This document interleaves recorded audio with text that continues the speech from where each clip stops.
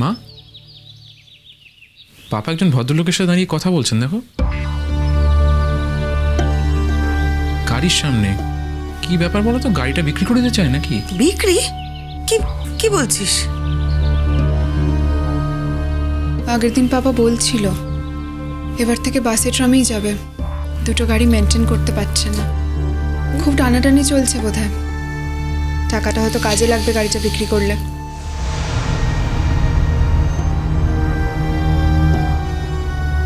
আচ্ছা ডিঙ্কা, তুই সেদিন বলছিলি না যে তোদের ওই গ্রুপে একটা গাড়ি লাগে সব সময়, তোরা দূরে দূরে শো করতে যাস, একটা নিজেদের গাড়ি হলে ভালো হয়, ভাড়া গাড়িতে অনেক বেশি পয়সা খরচ হচ্ছে বলছিলি না? হ্যাঁ, সে তো ভাড়া গাড়িতেই আমরা যাই, কিন্তু নিজের গাড়ি কোথায় পাবো মা এখন? না, আমি সে কথা বলছি না, আমি বলছিলাম যে ওই যে তোর পাপার গাড়িটা কত ভালো কন্ডিশনে আছে, তো তোর পাপা যদি চালাতে না চায় ওটা তো তোরা ব্যবহার করতে পারিস। কি বলছো তুমি মা? পাপা একজনের সাথে অলরেডি কথা বলছেন, আমার মনে হয় বিক্রি করতে চায়, নিশ্চয়ই টাকার দরকার। আমি কি করব? এই গাড়িটা পাপার খুব শখের গাড়ি ছিল, পাপার নিশ্চয়ই খুব কষ্ট হচ্ছে গাড়িটা বিক্রি করতে। যেদিন এই গাড়িটা পাপা কিনলো আমরা সবাই মিলে গিয়েছিলাম, মনে আছে মা? মনে আছে, আমি যাইনি, তোরা গেছিলি, আর তোদের জুনান্টি গিয়েছিল।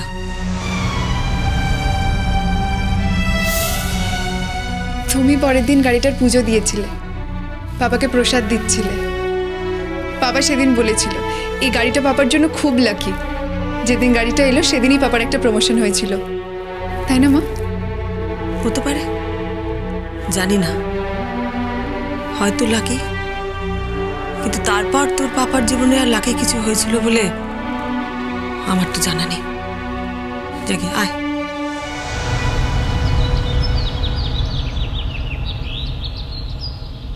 আপনি আসুন, পরে আমায় ফোন করে জানাবেন, কেমন? গাড়িটা কি বিক্রি হচ্ছে? হ্যাঁ, উনি গাড়িটা কিনতে এসেছেন। আপনি কত দামে নিচ্ছেন গাড়িটা? আমি তো দাদাকে 3.5 লাখ টাকা বলেছি, তো দাদা তো রাজি হচ্ছেন না। উনি বলছেন যে 4 লাখের নিচে নাকি এই গাড়িটা দেওয়া যাবে না। উনি কিন্তু ঠিকই বলেছেন, সত্যি 4 লাখের নিচে এই গাড়িটা হয় না। গাড়িটার কতই বা বয়স? পাপা, আমার মনে হয় গাড়িটা বিক্রি করার জন্য তোমার অন্য কারোর সাথে কথা বলা উচিত, কারণ এই গাড়িটার দাম কিন্তু 3.5 লাখ টাকা কিছুতেই নয়। আচ্ছা ঠিক আছে, আমি 4 লাখই দিচ্ছি, আমি আজকেই ফাইনাল করে যাচ্ছি, আমি কালই টাকা নিয়ে আসছি। আপনাকে কাল কষ্ট করে আসতে হবে না,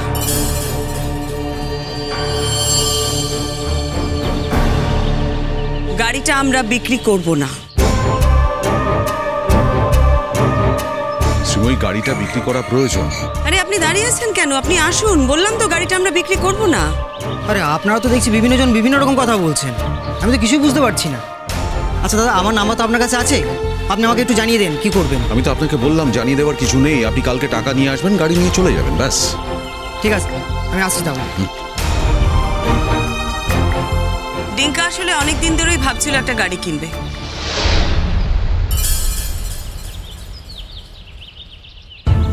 ওকে তো দূরে দূরে প্রোগ্রাম করতে যেতে হয়, গাড়ি ভাড়া করতে হয়, অনেকগুলো টাকা লাগে, ওর কাজের জন্য ওর একটা গাড়ি লাগবে। সিমই, আমি জানি তুমি মনে করো আমি খুব খারাপ লোক, কিন্তু এতটাও খারাপ হয়ে যায়নি যে নিজের ছেলেকে আমি গাড়ি বিক্রি করব, জাস্ট আমার প্রয়োজন আছে বলে। আমি খারাপ ভালোর কথা একদম বলছি না, গাড়িটা ডিঙ্কাদের দল থেকে নেবে,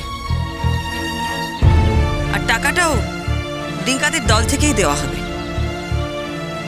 তাই তো দলের এখন গাড়ি কেনার সঙ্গতি হয়েছে? নাইস।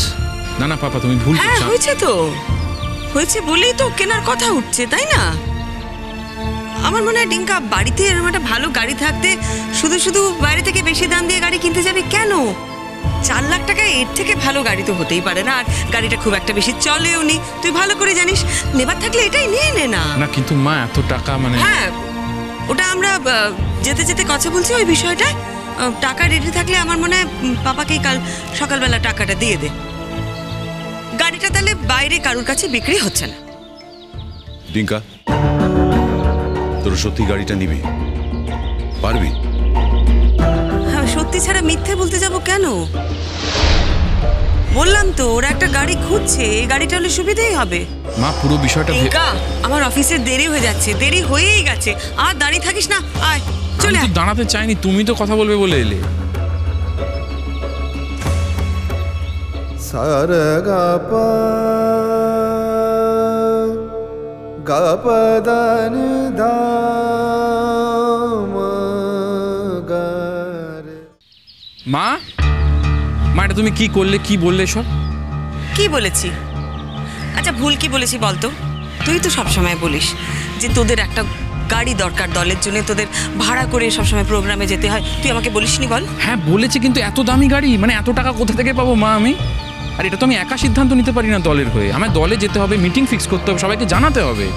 হ্যাঁ, দলের ব্যাপার সবার সাথে কথা বলেই ঠিক করা উচিত। আমি বলছিলাম যে টিঙ্কা, এই টাকাটা যদি আমি আমার কোম্পানি থেকে লোন নিয়ে নিই, তারপর তোরা দলে শো করে আস্তে আস্তে আমি ফেরত দিয়ে দিবি, তাহলে হয় না? হ্যাঁ মা, আমি চেষ্টা করবো শোধ দেওয়ার, কিন্তু অনেক টাকা। মানে তুমি এত টাকা লোন নেবে, তোমার অসুবিধা হবে না? অসুবিধে তা হয়তো একটু হবে না। তোরা যদি ফেরত না দিতে পারিস না, আমি কি করবো বলতো? আমি আমার ওই যে মাইনেটা পাই তার থেকে আমি কাটিয়ে দেবো টাকাটা। তবু তোর পাপা অফিস তো যেতে পারবে, বাড়িতে গাড়িটা থাকলে বাসে ট্রামে তো যেতে হবে না। মা, হ্যাঁ তুমি পাপার জন্য গাড়িটা রাখলে? পাপা যদি এটা জানতে পারে তাহলে কিন্তু কিছুতেই গাড়িটা চড়বে না মা। টাকাও নেবে আবার গাড়িটাও চড়বে, এটা পাপা কিন্তু করবে না। না না, পাপাকে বলার তো কোনো দরকার নেই যে গাড়িটা কেন নেওয়া হয়েছে। পাপা জানবে ওটা ডিঙ্কাদের দলের জন্য নেওয়া হয়েছে। দেখ, সবসময় তো ওরা ব্যবহার করবে না, গাড়িটা তো বাড়িতেই দাঁড়িয়ে থাকবে। তো ছেলের গাড়ি বাবা ব্যবহার করবে, তাতে অসুবিধাটা কোথায়? ছেলের থেকে এইটুকুনি সুবিধা তো পাপা নিতেই পারে, তাই না? নিতে পারে না বল? একটা সত্যি কথা বলো তো, পাপা বাসে ট্রামে করে অফিস যাবে, সেই জন্য তুমি গাড়িটা নিলে, তাই না? না না, শুধু সেই জন্য কেন হবে? তোদের দলের জন্য তো গাড়িটা ব্যবহার করবি, করবি না? তার মানে তুমি আমাদের জন্য ইনভেস্ট করলে? হ্যাঁ, খানিকটা তাই। কি জানিস তো ডিঙ্কা, সারা জীবন দেখেছি তোর পাপা গাড়ি করে অফিস গেছে, বাসে ট্রামে তো আমি ঘুরে বেরিয়েছি। আর আজ উল্টোটা হবে, তোর পাপা বাসে ট্রামে অফিস যাবে।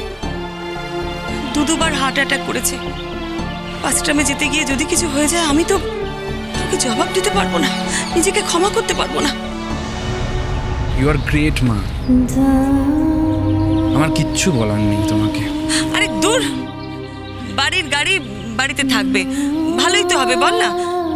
আমার একটু অসুবিধা হবে, আমি ম্যানেজ করে নেবো, ঠিক? আচ্ছা এখন চল, আমাদের দেরি হয়ে যাচ্ছে, চল চল চল।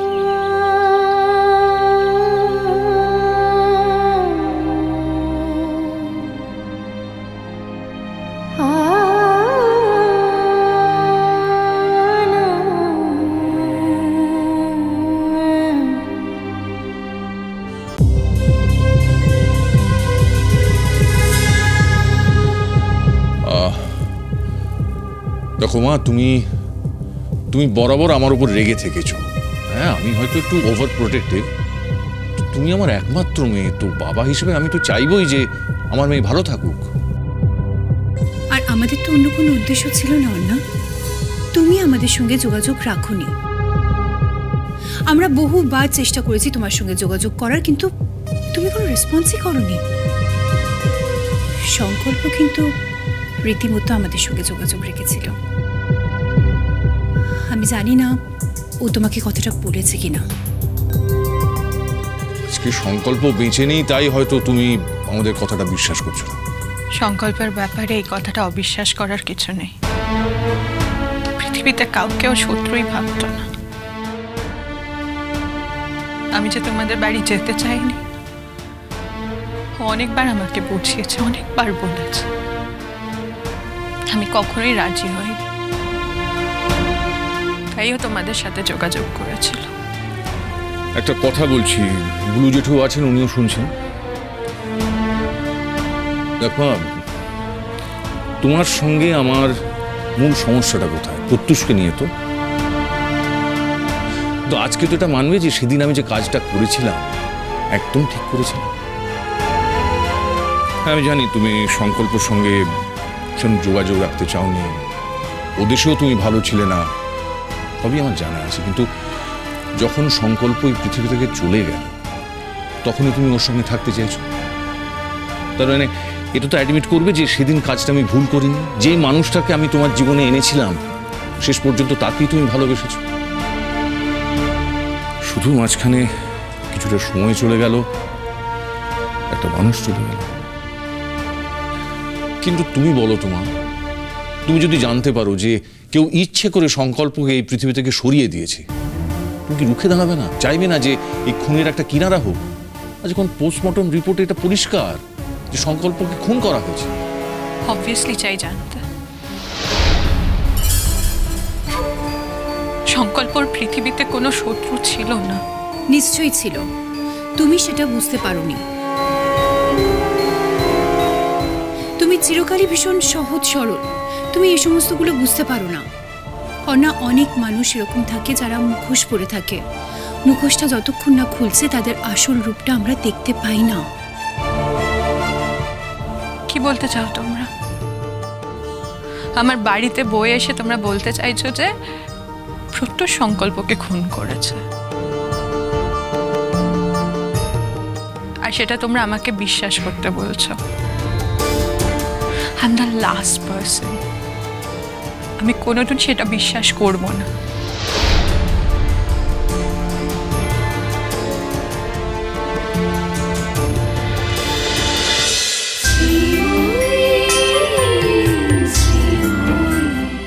স্টার জলসার প্রিয় শো দেখার জন্য সাবস্ক্রাইব করুন আমাদের ইউটিউব চ্যানেলে এবং আপডেটেড থাকার জন্য প্রেস করুন বেল আইকন। চলো চলো চলো চলো পাল্টাই।